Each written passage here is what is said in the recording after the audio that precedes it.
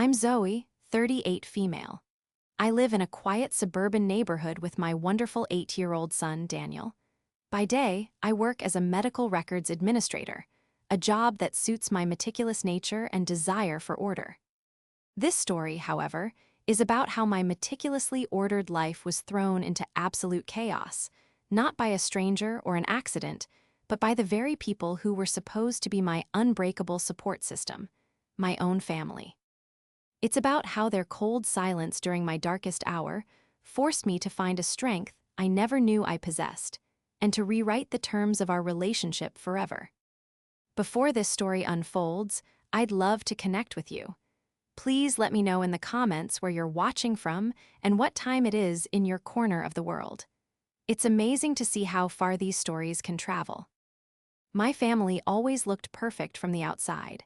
We were the picture of suburban success, a portrait painted in my father's architectural precision and my mother's flawless interior design. My father, Thomas, was a man who believed that a strong foundation and a pristine facade were the most important things in life, both in buildings and in families. My mother, Isabel, ensured that facade never cracked. Every holiday was a perfectly curated event, every family photo an exercise in coordinated colors and forced smiles. We didn't have conversations, we had presentations.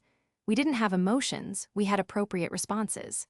It was a life lived inside a gilded cage, beautiful to look at but cold and restrictive to the touch. I never quite fit the mold. While my younger sister, Chloe, thrived in this environment, I always felt like a square peg in a round hole. Chloe was my parents' masterpiece. She was beautiful, charismatic, and had effortlessly translated our family's obsession with appearances into a modern career as a social media influencer. Her life was a constant stream of filtered photos, sponsored posts, and carefully crafted captions about her blessed life with her husband, Ben, a slick financial advisor who fit into our family like he was born for it. My life was quieter. After a divorce that my parents still spoke of in hushed, disapproving tones, I had dedicated everything to my son, Daniel. He was my world, the one truly authentic thing in my life. He had my father's thoughtful eyes, but none of his rigid expectations. He was a whirlwind of Lego creations, scraped knees, and endless questions about the universe. He was everything my family was not: genuine, messy, and full of unconditional love. My job as a medical records administrator wasn't glamorous like Chloe's, but it was stable. It provided for Daniel and me, and there was a quiet satisfaction in the order and accuracy it demanded. It was a life I was proud of, even if my family saw it as a consolation prize. Dinners at my parents' house were a predictable performance. My father would hold court at the head of the table, talking about his investments or the declining standards of modern architecture. My mother would float around, refilling wine glasses and steering the conversation away from any unpleasant topics, like my situation. Chloe would document the entire affair for her followers, snapping pictures of the artisanal cheese board hash familygals, while Ben offered unsolicited financial advice. I would usually sit quietly, making sure Daniel used the right fork and didn't spill anything on my mother's pristine white tablecloth. They loved Daniel, of course, but in their own detached way. He was the grandson, a box to be checked, another prop in the family portrait.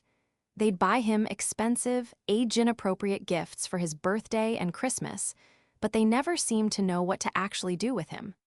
They didn't know his favorite superhero or the name of his best friend. They saw him as an extension of me, a reminder of my deviation from their perfect plan.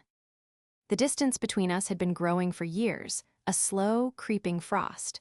But I held on, believing that beneath the polished surface, there was a bedrock of family loyalty. I believed that if things ever got truly bad, the facade would crumble away and they would be there for me, for Daniel. That belief was my biggest mistake. The first sign of trouble came on a Tuesday. Daniel woke up with a slight fever and a cough.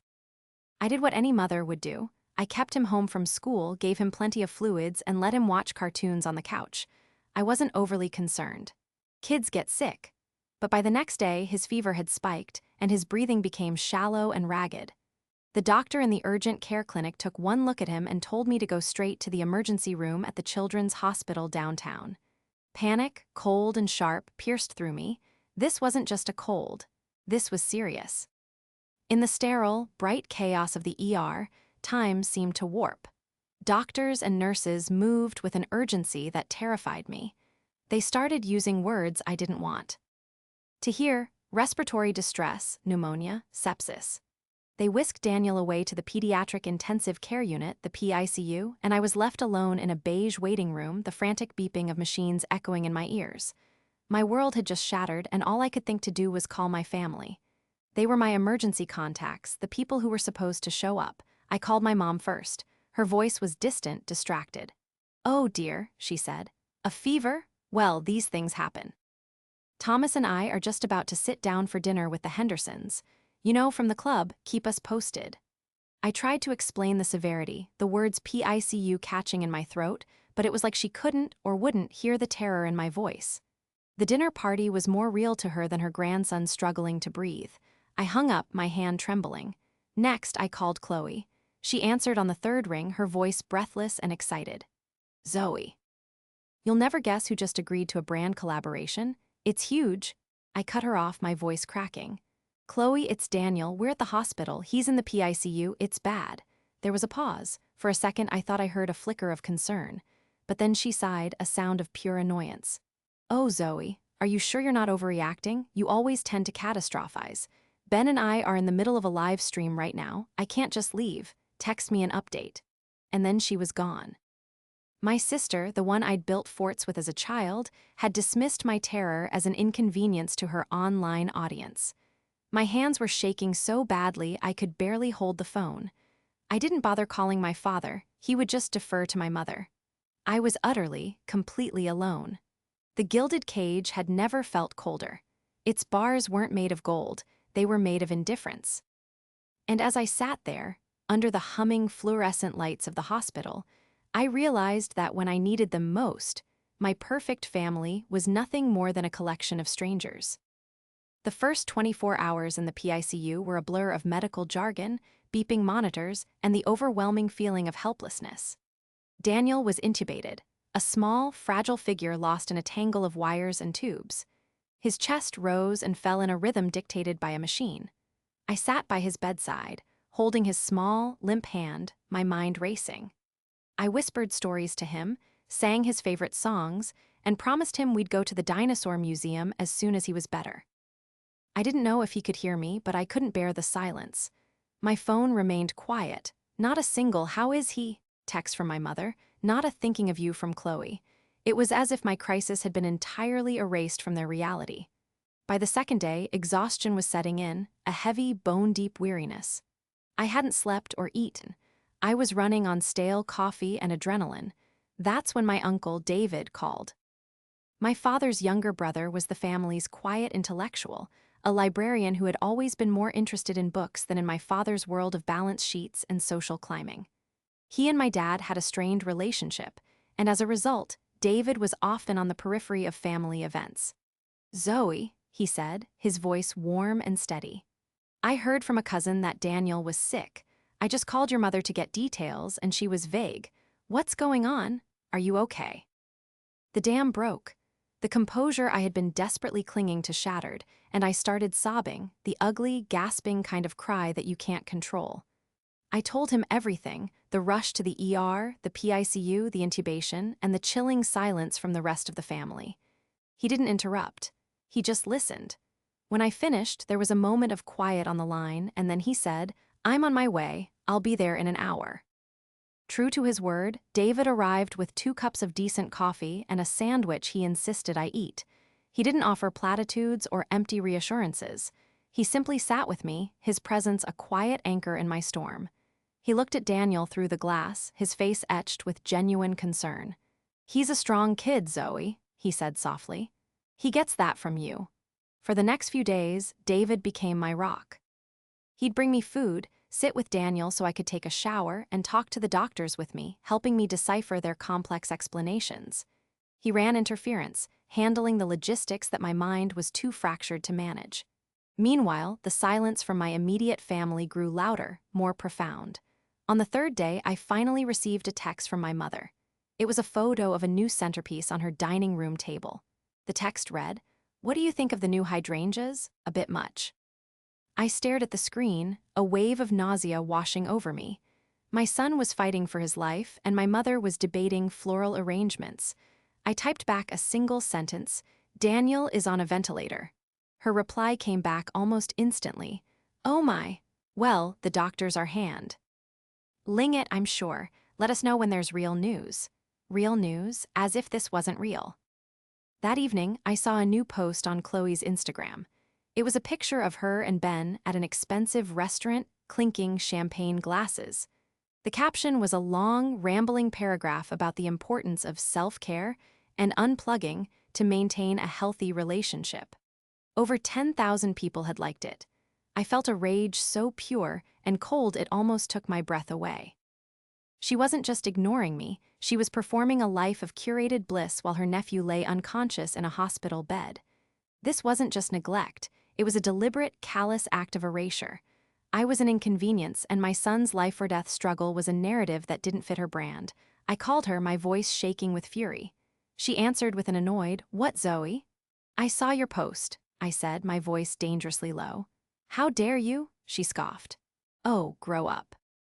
What am I supposed to do, put my entire life on hold because Daniel has the flu? You're being dramatic. Ben and I have obligations. He doesn't have the flu, Chloe. He is critically ill. Your nephew, don't you feel anything? What I feel, she snapped, her voice turning to ice, is that you're trying to make this all about you, like you always do. You want attention, you want us all to drop everything and rush to your side. Well, the world doesn't revolve around you and your son. Call me when you have your drama under control. The line went dead. I stood in the sterile hallway of the PICU, the phone still pressed to my ear, listening to the dial tone. The echoes of her words bounced off the linoleum floors, each one a fresh wound. Drama, attention-seeking, it's all about you. They weren't just absent, they were actively rewriting the story, casting me as the hysterical, overbearing mother and themselves as the rational ones refusing to engage with my melodrama. It was a betrayal so profound it felt like a physical blow.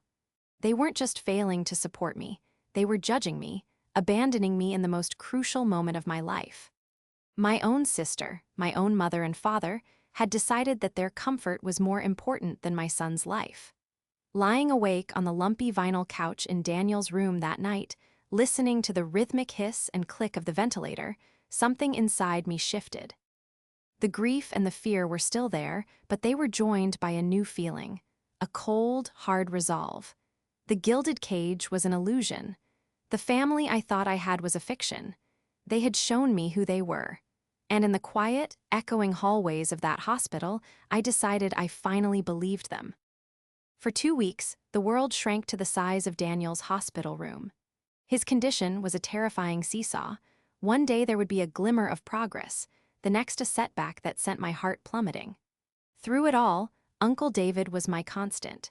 He helped me set up a fundraising page to deal with the mounting medical bills, and his network of friends and fellow librarians donated with a generosity that left me speechless. Strangers were showing me more compassion than my own parents. My only communication with my family during that time came in the form of sterile, one-line texts. "Any change?" from my father, as if he were asking about a stock price. A picture of a new puppy from Chloe with the caption, "Meet Winston, he's a handful, lol." Each message felt like a small, deliberate cruelty, a reminder of the separate, carefree universe they inhabited. They never once asked if I needed anything. They never asked how I was coping.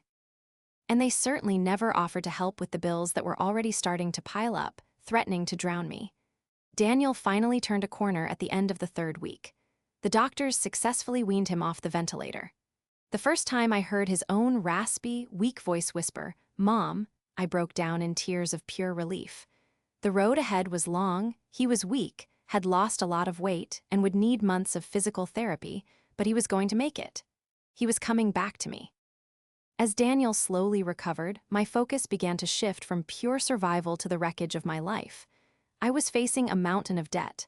My emergency fund was gone. The fundraising had helped, but it was a drop in the bucket compared to the cost of a 3-week PICU stay. I knew I had to ask my parents for help. I hated it. I hated the idea of going to them, hat in hand, but I was desperate. Daniel's recovery depended on it. I called my father, rehearsing my speech, trying to sound calm and rational, not like the hysterical daughter they imagined me to be. I laid out the situation clearly: the cost of the hospital stay, the upcoming therapy bills, the unpaid leave from work. I didn't ask for a handout, I asked for a loan, promising to pay back every cent. My father listened without interruption. When I was done, he cleared his throat. "Zoe," he began, his voice laced with a family. Our condescending disappointment. "Your mother and I have been talking. We feel that this entire situation has been mishandled." I was stunned. "Mishandled? What are you talking about?" Daniel was critically ill. "We believe you've been financially irresponsible for some time," he continued, ignoring my question. "This is simply the culmination of a series of poor life choices. The divorce, your refusal to pursue a more lucrative career. You've created a very unstable environment for yourself and the boy." I couldn't believe what I was hearing. "This has nothing to do with my choices. This was a medical emergency." "Everything has to do with choices," he said coolly. "Chloe and Ben, for example, are in a wonderful financial position because they make smart choices. They live within their means, they invest wisely. Ben is a financial advisor, Dad, and Chloe gets paid to post pictures of handbags. My son almost died." "Don't use that tone with me," he snapped. "The point is, we will not be enabling your irresponsibility. Giving you money now would just be a temporary fix. It wouldn't teach you the lesson you need to learn." "A lesson? You want to teach me a lesson?" The cold fury was back, stronger than ever. "So, to be clear, you are refusing to help your grandson. We are refusing to throw good money after bad," he stated, as if discussing a failed business venture. "We've decided that any financial assistance we provide will be managed through a trust. The family trust." The family trust. I knew of it, of course. It was my father's pride and joy, a complex legal entity he had set up years ago to manage the family's wealth and assets. It was his way of controlling us, even from beyond the grave. Everything, the house, their investments, a significant inheritance for Chloe and me, was tied up in it. He and my mother were the sole trustees. "What does that mean?" I asked, my voice barely a whisper. "It means we, as trustees, will evaluate any requests for funds and decide if they are appropriate. We might, for example, agree to pay a medical provider directly, but we will not be giving you a lump sum of money to mismanage." The implication was clear. They would be the gatekeepers. Every therapy session, every prescription, every medical need would require their approval. I would be reduced to a child, begging for my allowance. It was about control. It was about punishing me for not living up to their expectations. It was about making sure I knew my place. I hung up the phone, my entire body trembling with a rage so profound it made me feel sick. This wasn't just a refusal to help, it was a calculated power play. They were using my son's health and my desperation to force me into submission. It was then that I remembered a conversation with Uncle David from a few days prior. We had been talking about my father's controlling nature. "Your grandfather was the same way," David had said with a sad smile. "He tied everything up in legal knots. Always read the fine print with my brother, Zoe. Always. Always read the fine print." That night, after Daniel was asleep, I drove to my uncle's house. He had a copy of the trust documents that his lawyer had acquired for him years ago during a minor dispute with my father. "I never did anything with it," David said, handing me a thick binder. "But I always felt better having it." I took the binder home and spread the pages across my dining room table. For hours, I read through the dense, impenetrable legalese. My head pounded. Most of it was standard trust language, granting my parents absolute authority as trustees. It felt hopeless. But then, deep in a subsection of a supplemental article, I found it. A single clause. A detail my father had likely included years ago and forgotten. A piece of standard boilerplate language his lawyer probably insisted on. It was a clause about the process for challenging the decisions of the trustees, and more importantly, the conditions under which a trustee could be deemed unfit and removed. The conditions were specific: gross negligence, endangerment of a beneficiary's welfare, or clear and documented self-dealing. My father, in his arrogance, had created a weapon and left it lying in plain sight. He never imagined that one of his beneficiaries, his quiet, compliant daughter, would ever be pushed far enough to use it. My family thought they were teaching me a lesson in responsibility. They had no idea the lesson I was about to teach them. The clause in the trust document was a long shot, a legal Hail Mary. To prove my parents were unfit trustees would require more than just my word against theirs. I needed evidence, hard, undeniable proof of their negligence, and, if I could find it, their self-dealing. My father was meticulous and arrogant, but he wasn't stupid. He would have covered his tracks, but the rage that had been simmering inside me had now cooled into a laser-focused determination.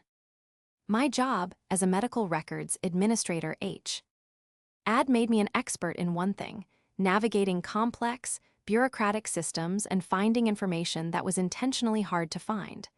I was used to dealing with obscure billing codes, privacy laws, and labyrinthine digital archives. I decided to apply those skills to my own family. My first target was the gross negligence and endangerment of a beneficiary's welfare. The beneficiaries of the trust were my parents, Chloe, and me. Daniel, as my heir, was a contingent beneficiary. Their refusal to help with his medical care was a clear endangerment of his welfare. I started documenting everything. I saved every callous text message. I made notes of every dismissive phone call, with dates and times. I printed out Chloe's breezy social media posts from the weeks Daniel was in the hospital. I requested a sworn affidavit from my Uncle David, in which he detailed my mother's vague and unconcerned responses when he had called her for information. I also got a letter from Daniel's primary physician, outlining the severity of his illness and the critical importance of his ongoing therapies which were now in jeopardy due to my financial situation. This was my proof of their negligence. It was powerful, but it felt personal and emotional. I needed something more, something cold, hard, and financial. That's where the self-dealing came in. The trust was supposed to be managed for the benefit of all beneficiaries. Self-dealing meant the trustees, my parents, were using the trust's assets to benefit themselves at the expense of the other beneficiaries. This would be much harder to prove. My father was the architect of the trust. He would have designed it to give himself maximum flexibility. But I had an idea. I remembered my father often bragging about a family fund, a small investment company he had set up under the umbrella of the trust. He claimed it was a way to teach us about investing, but Chloe and I were never involved. It was his personal project. My brother-in-law, Ben, the financial advisor, had become very involved with it over the past few years.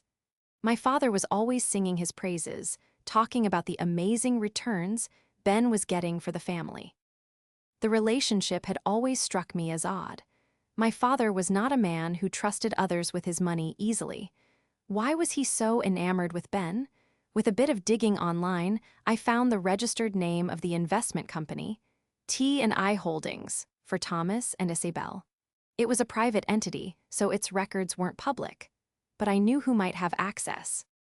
My Uncle David's lawyer, the one who had originally gotten him the trust documents, was old school and semi-retired, but had a reputation for being a shark when it came to financial litigation. David made the introduction. I laid out my story for the lawyer, Mr. Hayes. He was a gruff man with sharp eyes who listened to my story without a single flicker of emotion. He reviewed my evidence of negligence, the texts, the affidavits. He nodded slowly. "This is compelling from a moral standpoint," he said, his voice a low rumble. "But a judge might see it as a simple family dispute. The self-dealing, however, that has teeth. If you can prove they use trust funds for personal gain or to unfairly benefit one beneficiary over another, you have a case." He agreed to take me on, working on a contingency basis.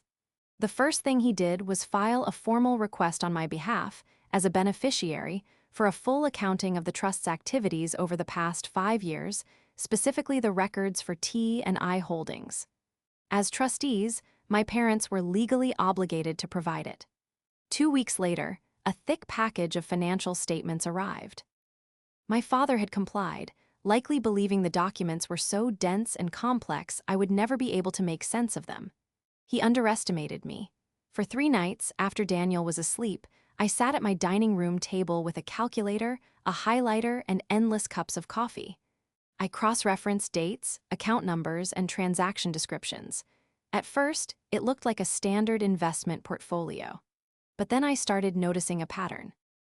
There were several large management fees paid out from the trust to a consulting firm I didn't recognize. A quick search revealed the firm was registered to a single proprietor, Benjamin Foster, my brother-in-law. Ben was charging the family trust exorbitant fees for his advisory services. But it got worse. I found a series of capital withdrawals from the trust that were funneled into T&I Holdings. Those funds were then used to invest in a number of highly speculative real estate ventures.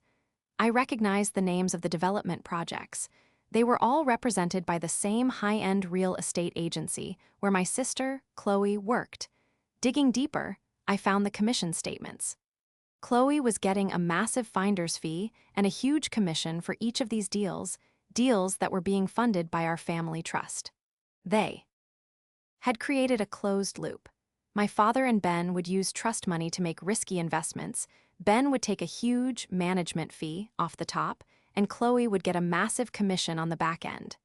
They were enriching themselves using money that was supposed to be for all of us. And the investments themselves, they were terrible. Most of the ventures were losing money. They were gambling with my and Daniel's inheritance and paying themselves handsomely for the privilege. The most damning piece of evidence was a record of a large, single payment made from the trust just 6 months ago. It was a wire transfer for over $200,000. The recipient was a holding company I didn't recognize. The memo line contained a single word, down payment. I stared at it, my mind racing. What had they bought? I remembered Chloe posting endlessly about her and Ben's new dream vacation home a few months back. I found the post on her Instagram. Then I searched the public property records for the county where their new house was located. There it was. The deed transfer dated the same week as the wire transfer. The buyer was the exact same holding company. The price matched. They had used money from the family trust, my money, my son's money, to buy themselves a second home. While my son was lying in a hospital bed, struggling to breathe, they were sunning themselves in a house bought with his inheritance. I leaned back in my chair, the documents spread out before me. The money trail was complete. It wasn't just negligence. It wasn't just control. It was greed. It was theft. I finally had the proof I needed. I had them. With the evidence in hand, the next step was to formulate a plan. Mr. Hayes, my lawyer, was practically giddy when I walked him through the financial documents. "This is better than I'd hoped, Zoe," he said, a rare smile creasing his face. "This isn't just unethical, it's a flagrant breach of fiduciary duty. They used the trust as their personal piggy bank." His legal advice was to file a lawsuit immediately. He was confident we could force a judge to remove my parents as trustees and have a neutral third party appointed by the court. We would win. It would be a long, messy, and public battle, but we would win. A part of me wanted that. I wanted to drag them into a courtroom and expose them for who they were in front of the world. I imagined the public humiliation, the stripping of their authority. But then I thought about Daniel. A public lawsuit would tear the family apart in a way that could never be undone. It would be years of bitterness and legal fees. More importantly, it would define Daniel's childhood, forever casting his grandparents and aunt as the villains in a courtroom drama. He had already been through so much. He didn't deserve that. I needed a different solution. One that was quicker, quieter, and far more devastating to my parents' core beliefs. I wanted to dismantle their power, not just transfer it to a stranger.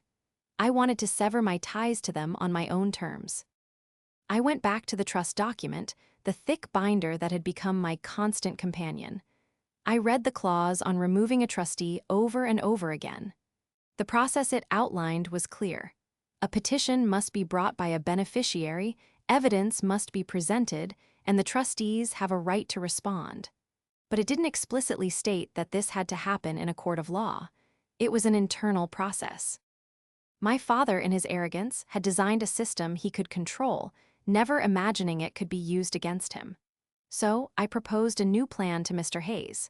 We would bypass the courts for now. We would use my father's own rules against him. We would call a family meeting, an official meeting of the trust's beneficiaries and trustees, as stipulated in the document's bylaws. At this meeting, I would formally petition for their removal. Instead of a judge, the audience would be the family itself, me, Chloe, and my uncle David, whom I plan to bring as my witness and supporter. They'll never agree to it, Hayes warned. They'll lawyer up and fight you. They will agree to it, I said, a certainty in my voice that surprised even me. Because our other option is filing the lawsuit and making all of this public. I'm going to give them a choice: face private accountability or public humiliation. Knowing my parents, they will always choose to protect their precious reputation. Mr. Hayes drew up the official petition. It was a masterpiece of cold, legal precision. It laid out the case in excruciating detail. It cited the exact articles and subsections of the trust they had violated. It included copies of the texts, the sworn affidavit from David, and most importantly, the damning financial records. Ben's, consulting, invoices, Chloe's commission statements, and the wire transfer for their vacation home. The petition didn't just ask for their removal, it proposed a solution. It demanded that my parents resign as trust. Ease immediately. In their place, it nominated a new sole trustee, me. Furthermore, it demanded an immediate, in-kind distribution from the trust to settle the damages. Chloe and Ben would have to sign over the deed to their new vacation home to me, free and clear, as restitution for the trust funds they had misappropriated. In exchange for their immediate compliance, the final page offered a simple settlement. I would agree not to pursue criminal charges or a civil lawsuit. The document was a ticking time bomb. It was leverage, power, and justice, all distilled onto paper. The night before I sent it, my resolve wavered. Was I being too harsh? Was I becoming as cold and calculating as they were? I sat in Daniel's room, watching him sleep. He was still thin, but his breathing was steady and even. He looked peaceful. He was safe. He was going to be okay. And it was because of me and me alone. My family hadn't just denied me money, they had denied my son their love and support. They had gambled with his future to fund their lavish lifestyle. They didn't deserve my mercy. My ruthlessness wasn't for revenge, it was for him. It was to ensure that he and I would never again be at the mercy of their whims. It was to secure our independence and our future. I took a deep breath. The doubt vanished, replaced by the same steely calm I'd felt when I first found the financial records. The next morning, I sent the petition via a legal courier to my parents' home, with a copy sent to Chloe and Ben. The cover letter was short and to the point. It stated that a family meeting was to be held in 1 week's time at Mr. Hayes' office to discuss the matter. It ended with a simple sentence: "Failure to attend will be interpreted as a refusal to cooperate, and we will file with the Superior Court the following morning." I had set the trap. Now all I had to do was wait for them to walk into it. The power was no longer in my father's hands, locked away in his trust document. It was in my hands, in the single, powerful document I had just sent. They had left me to fight for my son's life alone in a hospital. Now, they were about to find out just how strong that fight had made me. The week leading up to the meeting was silent. There were no angry phone calls, no pleading texts. The lack of response was more unnerving than an explosion would have been. It told me they were taking this seriously. They were cornered, and they were calculating their options. I knew my father would be consulting his own lawyers, looking for a loophole, a way to dismiss my claims. But the evidence was too strong. The paper trail was irrefutable. Their lawyers would have told them what Mr. Hayes told me. In a public court, they would lose and lose badly. Their entire financial history and their callous neglect of their grandson would become public record. For people as obsessed with their reputation as my parents, that was a fate worse than anything. When the day of the meeting arrived, I felt a strange sense of calm. I dressed in a simple, professional navy blue dress, feeling more like a CEO attending a board meeting than a daughter confronting her family. Uncle David met me at the law office, giving my shoulder a reassuring squeeze. "You've got this, Zoe," he said. "Don't let them intimidate you." We walked into the conference room. Mr. Hayes was already seated at the head of the long, polished mahogany table. My parents, Chloe, and Ben were sitting opposite us. They looked drawn and pale. My father's usual air of confident authority was gone, replaced by a rigid, simmering fury. My mother looked like she had been crying, dabbing at her eyes with a handkerchief. Chloe was staring down at the table, refusing to meet my gaze, while Ben fidgeted with his tie, his usual slick smile nowhere to be seen. The power dynamic in our family had irrevocably shifted, and the geography of this room made it plain. They were the ones being summoned. They were the ones on trial. Mr. Hayes began the meeting, his voice a calm, professional monotone. We are here today to discuss the petition filed by my client, Zoe, concerning the management of the family trust. As per the terms of the trust, this meeting is an opportunity for the trustees to respond to the allegations before further action is taken. My father spoke up, his voice tight with constrained rage. This is a disgrace, a complete fabrication. You have twisted innocent family transactions into something ugly and malicious. Is it a fabrication that you transferred $200,000 of trust funds to purchase a home for Chloe and Ben? Mr. Hayes asked, not missing a beat. Ben flinched. That was an investment, he blustered. A long-term asset for the trust. An asset that is solely in your name? Hayes countered, sliding a copy of the deed across the table. An asset from which my client and her sons see no benefit, while you and your wife enjoy it. That is the legal definition of self-dealing. He then turned to my mother. Isabel, is it a fabrication that you ignored your daughter's desperate calls while your grandson was on a ventilator? My mother crumpled. We didn't understand how serious it was, she stammered, tears welling in her eyes. You're our daughter, Zoe. How could you do this to us, to your own family? This was my moment. All the pain, all the anger of the past few months rose up in me, but I pushed it down, replacing it with an icy calm. You stopped being my family the day you chose a dinner party over my son, I said, my voice even and steady. I looked directly at each of them. You, Mom, chose hydrangeas. You, Chloe, I said, finally forcing her to look at me, chose a live stream. And you, Dad, chose to teach me a lesson while my son was fighting for his life. You talk about family transactions. A family shows up. A family helps. A family doesn't leave one of its own to drown, and then lecture them about how they should have learned to swim better. I continued, my voice gaining strength. You used your power as trustees not to protect this family, but to control it. You used the trust's money not to provide for all of us, but to enrich yourselves and punish me for not living the life you designed. The vacation house, the fake fees, the commissions, it was all a game to you. But this is not a game. This is about my son's future, a future you were willing to gamble with. I slid my own set of documents across the table. It was my proposal.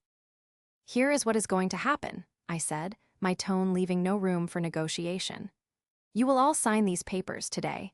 You, Dad, and you, Mom, will resign as trustees, effective immediately. I will become the sole trustee.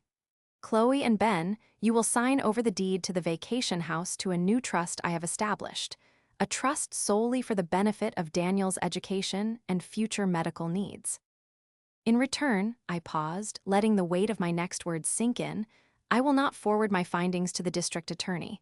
I will not file a civil suit for the rest of the money you stole. You will walk away with your reputations intact, if not your pride. This is the only offer you will get. Silence descended on the room. My father stared at me, his face a mask of disbelief and hatred. He had never been spoken to like this in his life, especially not by me, his quiet, disappointing daughter. I saw the battle raging within him, his pride warring with his instinct for self-preservation. Chloe started to cry, not the performative tears of her social media persona, but real, ugly sobs. Zoe, please, she whispered, don't do this. You did this, Chloe, I said, my voice devoid of sympathy. You and Ben, you made your choice, now I'm making mine. My father finally broke. He slammed his hand on the table, the sound making everyone jump. You will not get away with this, he snarled. Mr. Hayes leaned forward slightly. With all due respect, Mr. Thomas, he said calmly, your daughter already has, the evidence is absolute. Your choices are to sign these documents or face me in court. I assure you, you will not enjoy the experience. My father stared at his lawyer, who gave a slight, almost imperceptible shake of his head. That was it. The final checkmate. His own legal counsel was telling him he had lost. Defeated, he slumped in his chair. He picked up the pen, his hand shaking with rage, and signed the resignation papers. My mother followed, her signature a messy scrawl through her tears. Ben signed quickly, desperate for the ordeal to be over. Chloe was the last one. She looked at me one last time, her eyes pleading. I just stared back, my expression unyielding. With a final, shuddering sob, she signed her name. It was done. I had won. But as I watched them gather their things and file out of the room like ghosts, I didn't feel the elation I expected. I just felt a profound, aching emptiness. I had successfully amputated the toxic part of my life, but the phantom limb still ached. The days following the meeting were surreal. There was no aftermath, no final, dramatic confrontation. There was only a quiet, formal severing of ties. The legal documents were filed. The transfer of the house was completed. The trust was now under my sole control. My parents, my sister, and my brother-in-law vanished from my life. They didn't call. They didn't text. It was as if a switch had been flipped. I existed as their daughter and sister for 38 years, and then, in the space of a single afternoon, I didn't. The silence was strange at first. I kept expecting an angry call or a dramatic appearance on my doorstep, but it never came. Their silence was their final act of cowardice, their last attempt at control. By refusing to engage, they were trying to render my victory meaningless. But it wasn't meaningless. It was everything. With the trust assets secured, and under my responsible management, a huge weight was lifted from my shoulders. Daniel's future was safe. I could afford the best physical therapy for him, and I enrolled him in extracurricular activities he'd always wanted to try. We were no longer living on the edge of financial ruin, constantly looking over our shoulders. The freedom was intoxicating. I sold the vacation house. I couldn't stand the thought of setting foot in it, knowing how it was acquired. The proceeds went directly into Daniel's new trust, creating a substantial nest egg that would secure his future long after I was gone. I took a portion of the main trust's funds, my rightful portion, and used it to pay off the last of the medical debt and establish a robust emergency fund. For the first time in my adult life, I felt truly secure. But the most significant change wasn't financial. It was the change in me. The quiet, compliant daughter was gone. In her place was a woman who understood her own strength. I had faced the worst-case scenario a parent can imagine and had come out the other side, not just intact, but stronger. I had taken on my powerful, manipulative family and won, not by playing their game, but by using their own rules to dismantle their empire of control. My relationship with my Uncle David blossomed.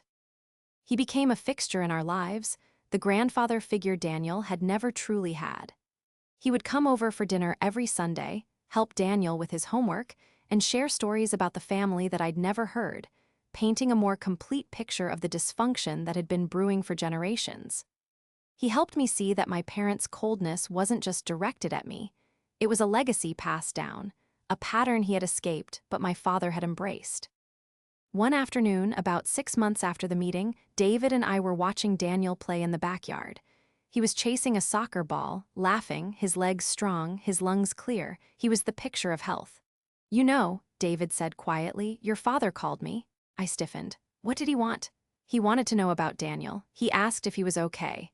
He sounded old. David paused, choosing his words carefully. I don't think he was looking for forgiveness. I think he was just trying to understand what he had lost. I considered that for a moment. I thought I would feel a spark of satisfaction, a sense of vindication, but I felt nothing. Just a quiet sadness for a man so trapped in his own pride that he had traded his daughter and grandson for an illusion of control. "What's lost is lost," I said, more to myself than to him. "We're building something new now." And we were. Our new family wasn't based on blood or obligation. It was a small, tight-knit circle built on love, respect, and unwavering support. It was me, Daniel, and David. It was the friends who had brought meals to the hospital, the strangers who had donated to Daniel's fund, the doctors and nurses who had saved his life. This was my community. This was my family. Last week, I finalized the creation of a new foundation, funded by a significant portion of the trust's original assets. It's called Daniel's Legacy. It provides financial assistance to families who find themselves in the same position I was in, drowning in medical debt while trying to care for a critically ill child. I now spend my weekends working with these families, helping them navigate the insurance paperwork, connecting them with resources, and sometimes just sitting with them in a hospital waiting room, offering the silent support that I was so cruelly denied. I am no longer just a medical records administrator. I am an advocate. My father wanted to teach me a lesson about financial responsibility. Instead, I learned a lesson about true wealth. It has nothing to do with stock portfolios or real estate. It's in the sound of your child's laughter. It's in the quiet loyalty of a true friend. It's in the ability to turn your deepest pain into a source of strength and compassion for others. My old family may have lived in a gilded cage, but Daniel and I are now free. And we are using that freedom not to build walls, but to open doors for others. That is a legacy worth building.